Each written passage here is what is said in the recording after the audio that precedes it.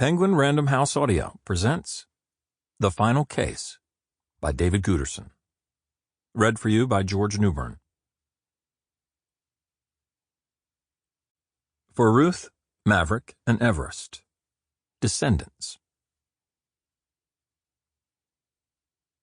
That things are not so ill with you and me as they might have been is half owing to the number who lived faithfully a hidden life and rest in unvisited tombs.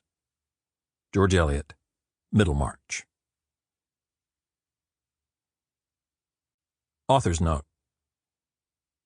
In 2011, a girl adopted by a family in Skagit County, Washington, died of hypothermia.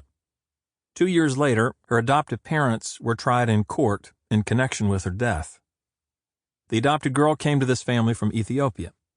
The adoptive parents were devoutly religious and had strong convictions about child rearing. I attended the trial and conducted research and interviews in both the U.S. and Ethiopia. But to be clear, this book is a work of fiction.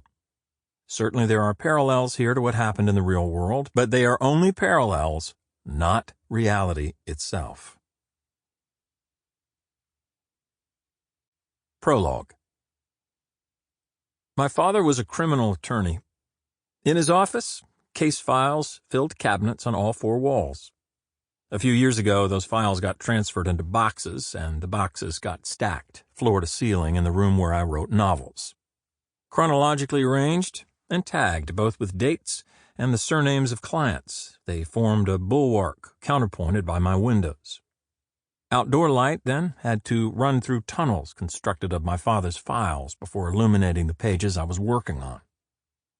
One morning, sitting in an uncushioned Windsor chair while outside my recessed windows, wind swiveled leaves so that their hidden side showed, I opened a file and began to read.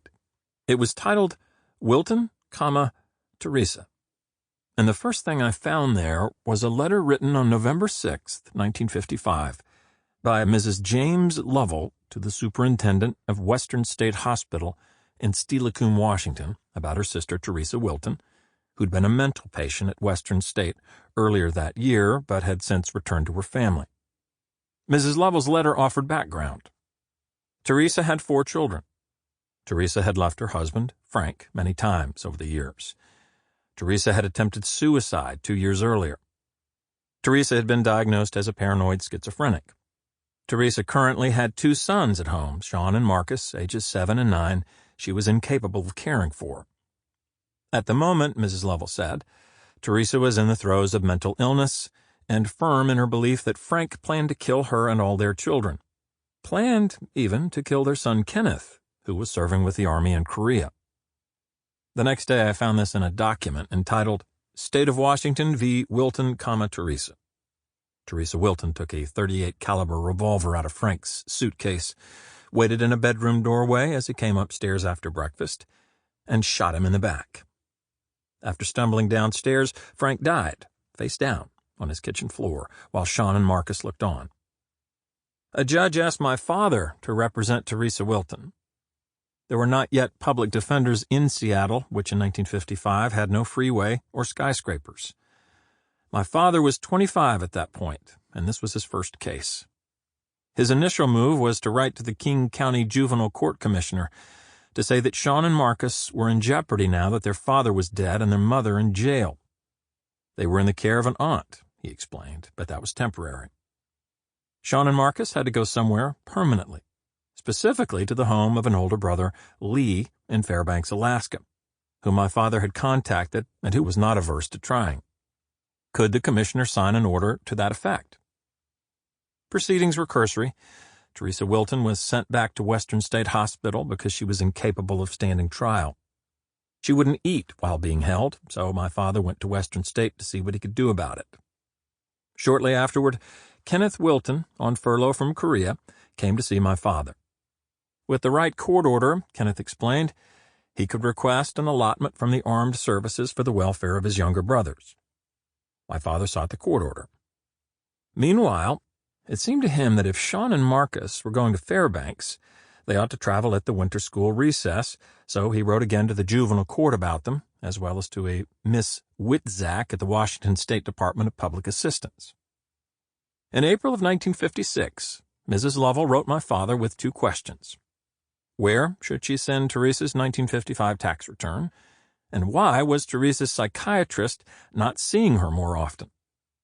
My father asked her to send in the tax forms and went to see the psychiatrist. At about the same time, an attorney in Fairbanks, a Miss Klebel, wrote my father about a life insurance policy in which Frank had named Teresa as beneficiary.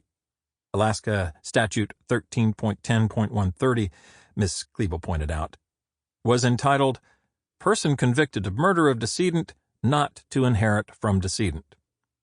Since Teresa's trial was pending, there could be a delay or contention about payout. My father wrote to R.N. Fenstrom, the regional claim and service supervisor for the Lincoln National Life Insurance Company, and enclosed Frank's death certificate, but Fenstrom wrote back to say, a felonious killing by a beneficiary usually disqualifies them from obtaining the proceeds. To date, my father reminded Fenstrom, Mrs. Wilton has been convicted of nothing and is at Western State Hospital until such time as she is determined to be capable of assisting in her defense. In late April, the Lincoln cut a check. By May, my father had a trust account set up in a Seattle bank. He had the Lincoln's payout of $12,000. He had means of support procured for Sean and Marcus, who then moved to Fairbanks. In June, Mrs. Lovell wrote with a new set of concerns, reimbursement of funeral expenses, Social Security, a monthly allowance for Teresa at Western State, insurance money. The stream of correspondence ran all summer, at the end of which things fell apart for Marcus in Fairbanks, and he was sent to the Griffin Home for Boys near Seattle. My father became his guardian. Teresa Wilton's psychiatrist now broached the subject of her return to court. In March 1957, she was declared capable of standing trial. A judge found Teresa not guilty on grounds of insanity at the time of the shooting. But since there was a question as to whether this condition might recur, she was recommitted to Western State. There followed a series of monthly reports on Teresa's mental status, prepared by the director of the hospital's outpatient department, and sent to the judge who'd ordered Teresa's recommitment. By mid-September, Teresa was out of the hospital and living with a friend in Portland. By early October, she had a job at a motel. By the end of November, her youngest son, Sean, was back in her custody, and by June 1958, my father was seeing to the paperwork necessary to terminate his guardianship of Teresa and Sean. In November of 1958, 3 years after the death of Frank Wilton, when my father was 28, he sent Teresa a check for $5,368.05, which was the remainder of the Lincoln's life insurance payout once Frank's debts were settled. Interest had accumulated, and that interest was Teresa's, so he sent her a second check for $36.54. Marcus was still at the Griffin Home for Boys, and my father remained his guardian until Marcus turned 18. No one, as far as I could tell, ever paid my father a dime. Case closed. Pre-trial. A while back, I stopped writing fiction. I've been doing it for a long time. I'm not interested anymore. There are other things in life. I'd be repeating myself. I became aware that thoughts like these, uninvited, unexpected, persistent, and gnawing, were proliferating in my head and outweighed any urge to write fiction. At first by a little, so that I stayed in the habit, but then by a lot, so that I quit. It was a strange development for me. My situation was unfamiliar. Perplexed at first, I puttered and tinkered. I read books long unread. I took walks that might aptly be described as putting one foot in front of the other while trying not to forget that it was time to change a furnace filter. I swam laps with my wife every Tuesday and Thursday morning in a public pool. About once a week we went to see a movie.